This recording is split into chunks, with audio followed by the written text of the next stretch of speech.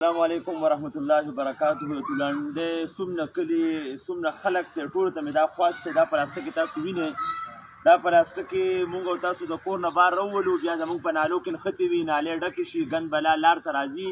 ټول مهرباني وکړئ دا پلاستیک په خپل کور کې په یو ځای کې محفوظوئ او بیا هغې ته تیلې ورته کوئ. نن د تولانډې دا ځوانان راوتلي دي بیدار ځوانان په دې مهم باندې د پلاستیکو خلاف زموږ مهم دی. کم ځای پلاستیک مونږ وینو هغه به راغونډو یو ځای کې به هغه سوځو به تاسو لږه غوندې مهرباني وکړئ د خپلو کورونو کوډیرانو نه بار راولئ نو پلاستیک مهرباني وکړئ دا مه راولئ دا د صحت دپاره هم خطرناکه ده دا د نالو دپاره دا د صفایۍ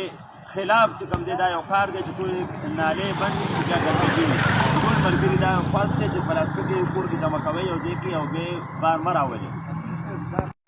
پیمپر هم ډیران ته مه راولئ ځکه دا پیمپر سوځي نه دا په یو ځای کې ګوتې کې اچوئ دا چېرته بیا ښخوئ چېرته لرې ځای ته یې ولئ ځکه دا د کلي دپاره دا ډېره د شرم خبره ده چې زموږ کلي داسې ګنده پروت دی داسې د پلاستیکونو ډک د